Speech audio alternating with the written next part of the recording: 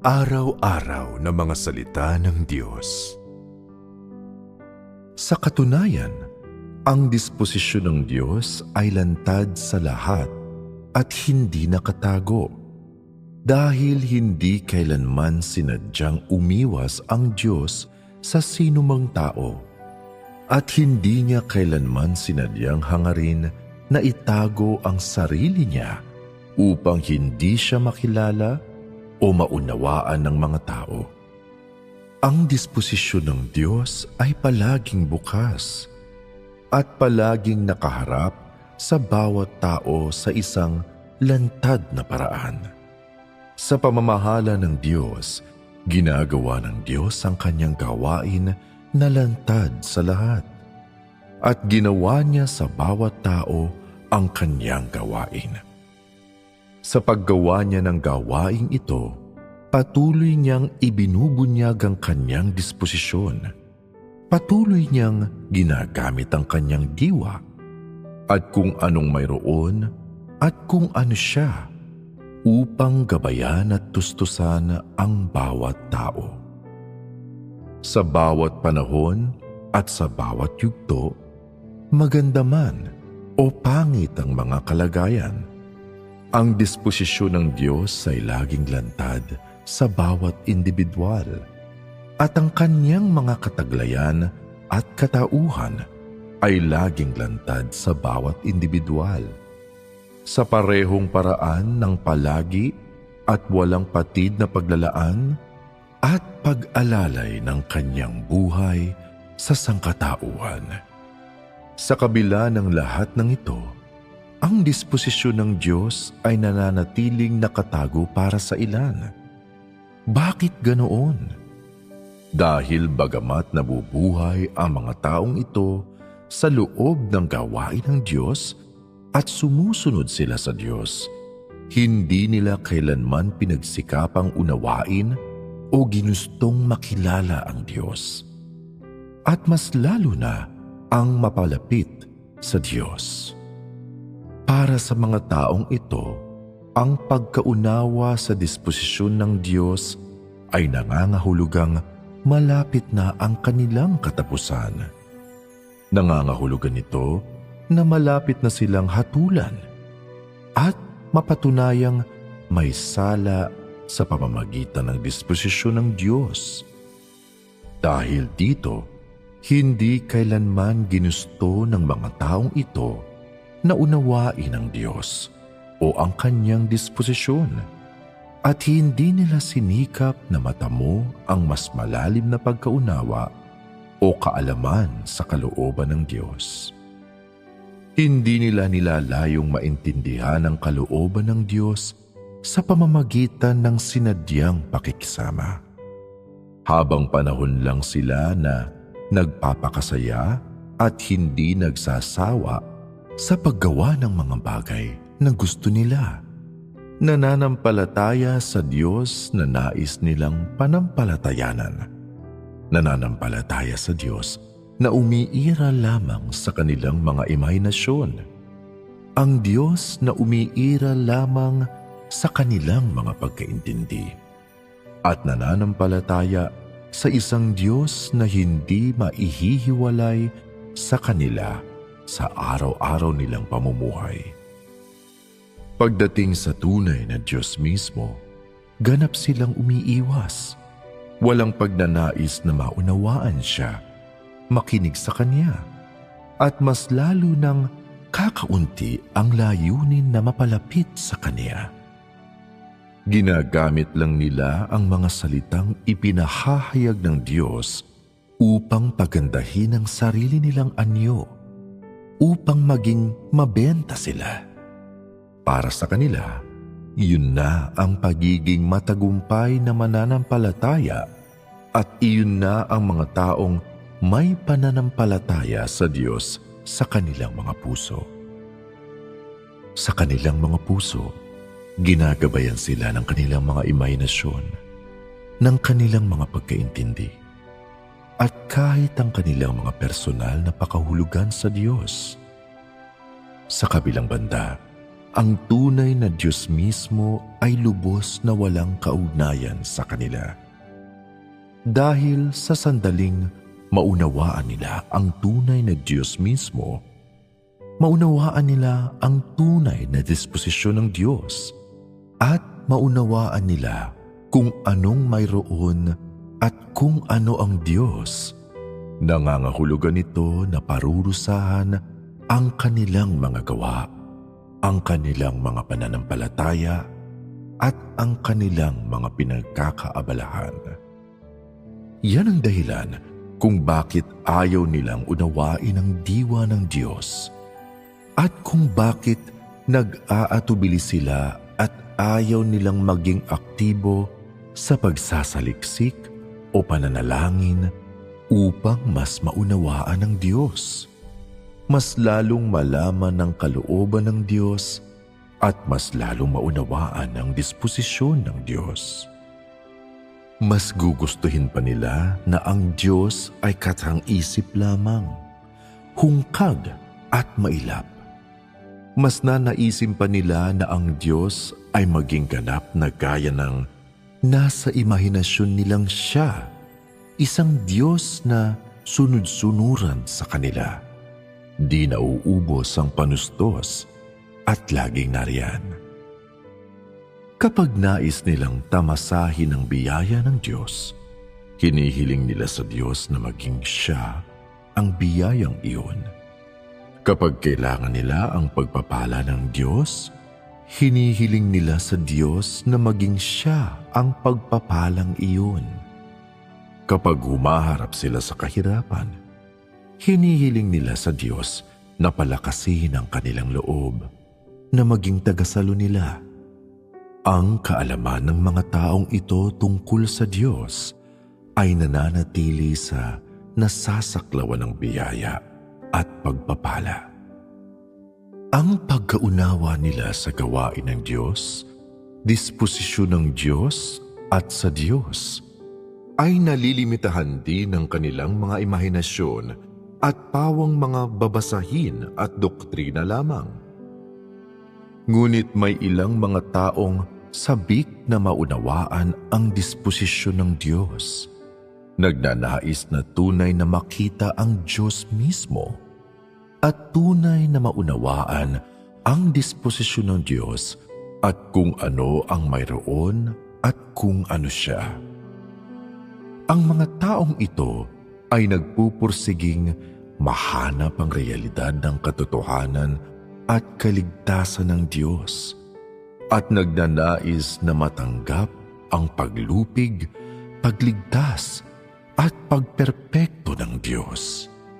Ginagamit ng mga taong ito ang kanilang mga puso upang bigyang pansin ang salita ng Diyos. Ginagamit ang kanilang mga puso upang pahalagahan ang bawat kalagayan ng bawat tao, pangyayari o bagay na isinaayos ng Diyos para sa kanila at nananalangin at nagsasaliksik ng may katapatan. Ang nais nila higit sa lahat ay malaman ang kalooban ng Diyos at maunawaan ang tunay na disposisyon at diwa ng Diyos. Ito ay para hindi na sila magkasala sa Diyos. At sa pamamagitan ng kanilang mga karanasan, mas makita pa nila ang pagkamapagmahal ng Diyos at makita ang tunay niyang panig. Ito rin ay upang iiral ang bukod tanging tunay na Diyos sa kanilang mga puso. At upang magkaroon ang Diyos ng lugar sa kanilang mga puso, sa paraang ito, hindi na sila mabubuhay sa kalagitnaan ng mga imahinasyon, pagkaintindi o pagkamailap. Para sa mga taong ito, ang dahilan kung bakit mayroon silang matinding kagustuhan na maunawaan ang disposisyon ng Diyos at kanyang diwa ay dahil ang disposisyon ng Diyos at diwa ay mga bagay na maaaring kailanganin ng sangkatauhan sa anumang sandali sa kanilang mga karanasan. Mga bagay na tumutustos sa buhay sa kanilang habang buhay. Sa sandaling maunawaan nila ang disposisyon ng Diyos, magagawa nilang lalong igalang ang Diyos. Lalo silang makakatuwang sa gawain ng Diyos at lalo silang makapagbibigay halaga sa kalooban ng Diyos at makatutupad ng kanilang tungkulin sa abot ng kanilang mga kakayahan. Ito ang dalawang uri ng tao pagdating sa kanilang saloobin sa disposisyon ng Diyos. Ang una ay ayaw maunawaan ang disposisyon ng Diyos. Kahit pa sabihin nilang nais nilang maunawaan ang disposisyon ng Diyos, makilala ang Diyos mismo, makita kung anong mayroon at kung ano ang Diyos, at talagang pahalagahan ang kalooban ng Diyos sa kaibuturan ng kanilang mga kalooban, mas gugustuhin nilang wala na lang ang Diyos. Ito ay dahil palaging sumusuway at lumalaban sa Diyos ang ganitong uri ng mga tao. Nilalabanan nila ang Diyos para sa pwesto sa sarili nilang mga puso at madalas ay nagdududa o itinatanggi pa ang pag-iral ng Diyos. Ayaw nilang hayaang manahan sa kanilang mga puso ang disposisyon ng Diyos o ang Diyos mismo. Nais lang nilang pagbigyan ng sarili nilang mga kagustuhan, mga imahinasyon at mga ambisyon. Kaya ang mga taong ito ay maaaring mananampalataya sa Diyos, sumusunod sa Diyos, at maaari ring isakripisyo ang kanilang mga pamilya at hanap buhay para sa Kanya. Ngunit, hindi nila tinatapos ang kanilang mga masasamang kagawian. Ang iba pa nga ay nagnanakaw o nagwawaldas ng mga kaloob o isinusumpa ang Diyos ng palihim. Samantalang ang iba ay maaaring gamitin ang kanilang mga katungkulan upang paulit-ulit na magpatotoo tungkol sa kanilang mga sarili, palaguin ang kanilang mga sarili at makipag-agawan sa Diyos para sa mga tao at katungkulan. Gumagamit sila ng sari-saring mga paraan at hakbang para sambahin sila ng mga tao. Palaging sinusubukang makuha ang mga tao at panghawakan sila. Ang mga iba nga ay sinasadya pang ilihis ang mga tao para isiping sila ay Diyos at maaaring tratuhing parang Diyos. Hinding-hindi nila sasabihin sa mga tao na sila rin mismo ay makasalanan, na sila rin ay tiwali at mayabang, at huwag silang sambahin. At gaano man sila kahusay, ito ay dahil lamang sa pagpaparangal sa Diyos at dapat rin lang naman nilang ginagawa. Bakit hindi nila ito binabanggit? Dahil lubha silang natatakot na mawala ang kanilang lugar sa puso ng mga tao. Ito ang dahilan kung bakit ang mga taong tulad nito ay hindi kailanmang dumakila sa Diyos at hindi kailanmang sumaksi tungkol sa Diyos. Katulad ng kailanmang hindi nila pagsubok na unawain ang Diyos. Maaari ba nilang makilala ang Diyos nang hindi siya nauunawaan? Imposible. Kaya, bagamat maaaring simple ang mga salita sa paksang, ang gawain ng Diyos, ang disposisyon ng Diyos, at ang Diyos mismo, ang kanilang kahulugan ay hindi pare-pareho para sa lahat. Para sa isang taong madalas sumuway sa Diyos, lumalaban sa Diyos, at masama ang pakikitungo sa Diyos, ito ay nangangahulugang pagpaparusa.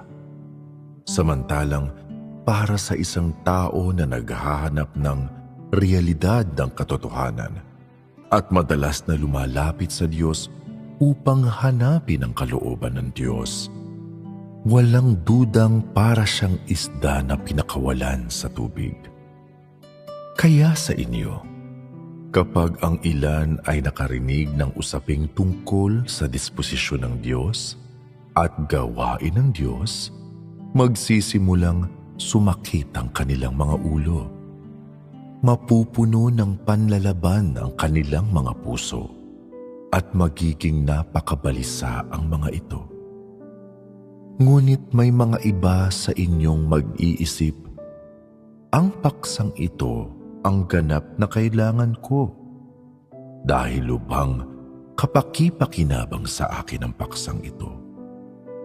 Isa itong bahagi na hindi maaaring wala sa karanasan ko sa buhay. Ito ang pinakamahalaga sa pinakamahalaga, ang pundasyon ng pananampalataya sa Diyos at isang bagay na hindi kakayaning talikuran ng sangkatauhan. Para sa inyong lahat, ang paksang ito ay maaaring tila ba parehong malapit at malayo. Hindi alam, ngunit pamilyar.